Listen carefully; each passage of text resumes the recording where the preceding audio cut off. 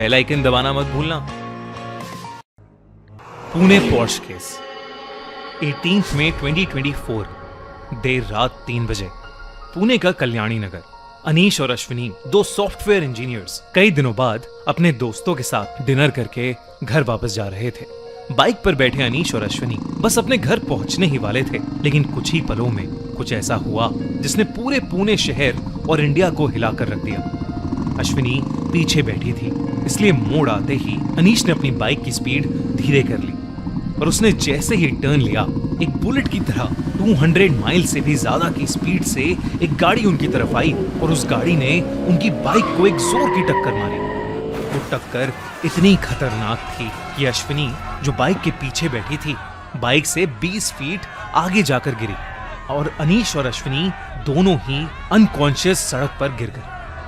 वहां मौजूद बाकी लोगों ने तुरंत पुलिस और एम्बुलेंस को कॉल करके उस चमचमाती गाड़ी को घेर लिया। वो गाड़ी कोई आम गाड़ी नहीं, बल्कि दुनिया की सबसे महंगी गाड़ियों में से एक पोर्श थी। उस गाड़ी में से एक 17 साल का लड़का वेदांत निकला।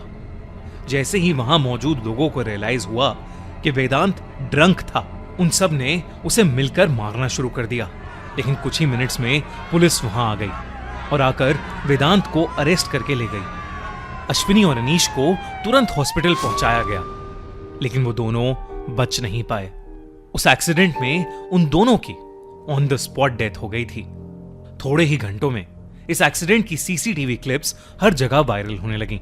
सबको समझ आ गया था कि इसमें साफ साफ उस 17 साल के लड़के वेदांत की गलती है। अनीश और अश्विनी के परिवार को उम्मीद थी कि उन्हें इंसाफ मिलेगा, पर अगले कुछ दिनों में जो हुआ उसने हमारे देश की पुलिस और उसमें डीप रूटेड करप्शन का घिनौना और शर्मनाक सच हमारे सामने लाकर खड़ा कर दिया। अनीश और अश्विनी के दोस्तों ने जल्दी से अनीश के अंकल को कांटेक्ट करके सब कुछ बताया। वो लोग सीधा येरवाड़ा पुलिस स्टेशन गए, जहां पर वेदांत को ले जाया गया था।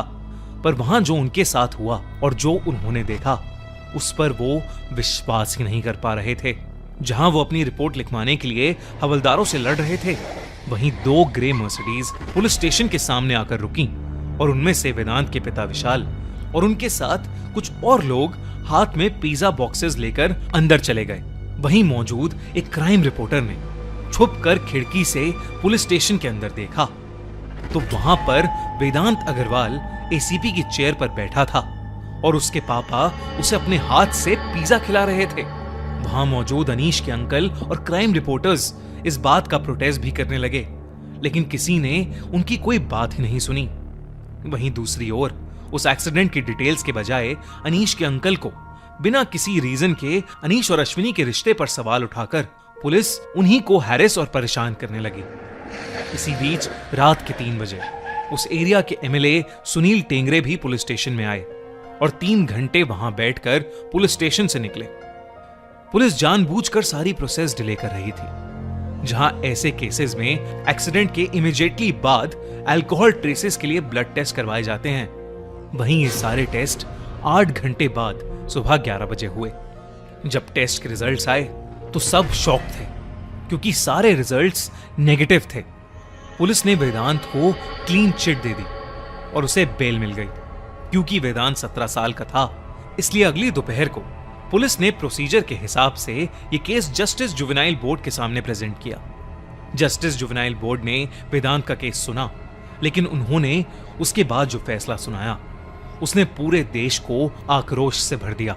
वेदांत को कड़ी सजा देने की बजाय उन्होंने उसे सजा में सोशल रिस्पॉन्सिबिलिटी पर एक 300 वर्ड्स का ऐसे लिखने के लिए कहा, ट्रैफिक रूल्स पर एक प्रेजेंटेशन बनाने के लिए कहा और 15 दिन तक ट्रैफिक पुलिस की मदद करने का और थेरेपी लेने का ऑर्डर दिया और उसे बेल दे दी।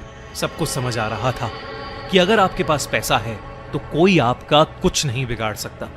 लेकिन जब यह ऑर्डर मीडिया के थ्रू लोगों को पता चला, देश भर की पब्लिक गुस्से से भर गई और बस अनीश और अश्विनी के लिए जस्टिस डिमांड करने लगी। लोगों का गुस्सा बढ़ता रहा। सोशल मीडिया पर लोगों ने डिमांड किया कि वेदांत को स्ट्रिक्ट पनिशमेंट मिले ताकि फ्यूचर में कोई ऐसी गलती ना करे। प्रोटेस्ट्स हुए, कैंडल मार्चेस भी ऑर्गेनाइज हुए, जिसमें लोगों ने अनीश और अश्विनी के लिए जस्टिस की डिमांड की।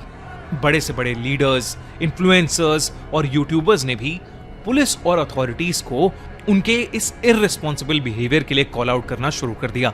सोशल मीडिया पर लोगों का गुस्सा इतना बढ़ गया था कि महाराष्ट्र सीएम और डीसीएम ने पुलिस को स्ट्रिक्ट एक्शंस लेने के इंस्ट्रक्शंस दिए और ऊपर से ऑर्डर्स आने के बाद मानो इस केस का रुख ही बदल गया। सबसे पहले जुवेनाइल जस्टिस बोर्ड ने वेदांत की बेल कैंसिल की और उसे जुवेनाइल ऑब्जर्वेशन होम भेज दिया। लेकिन अभी भी पुलिस की नई इन्वेस्टिगेशंस के जरिए पावर और पॉलिटिक्स का एक घिनौना सच सामने आना बाकी था। दरअसल वेदांत के अनीश और अश्विनी को मारने के बाद उसकी फैमिली ने ट्राई किया कि वो सारा ब्लेम उनके ड्राइवर पर डाल दे। उन्होंने ये बयान भी दिया कि उस रात गाड़ी ड्राइवर चला रहा था, पर कई सारे आई विटनेसेस ने देखा था कि गाड़ी वेदांत ही चला रहा था और ये बात सीसीटीवी में भी कैद थी, जिसकी वजह से ये बयान एक्सेप्ट नहीं किया गया। और तो और कुछ ही दिन बाद उनका ड्राइवर भागते हुए पुलिस के पास आया और उसने बताया कि जब उसने वेदांत का सारा गुनाह अपने सर पर लेने से मना कर दिया, तब वेदांत की दादाजी और पिता ने उसे किडनैप करके उसे एक कमरे में बंद कर दिया ताकि वो उससे फोर्सफुली ये क्राइम कमिट करवा सके। ड्राइवर ने यह भी एडमिट किया कि उस रात उसने वेदांत को ड्रंक हालत में गाड़ी चलाने से मना भी किया था, पर वेदांत ने उसकी एक नहीं सुनी। जब उसने वेदांत के पापा को फोन करके ये बताने की कोशिश की तो उन्होंने उल्टा ड्राइवर को ही डांट दिया। उन्होंने कहा कि वेदांत उनका बच्चा है, वो जो चाहे वो कर सकता है, लेकिन ये तो बस पावर के ऐसे गंदे खेल की एक छोटी सी झलक थी।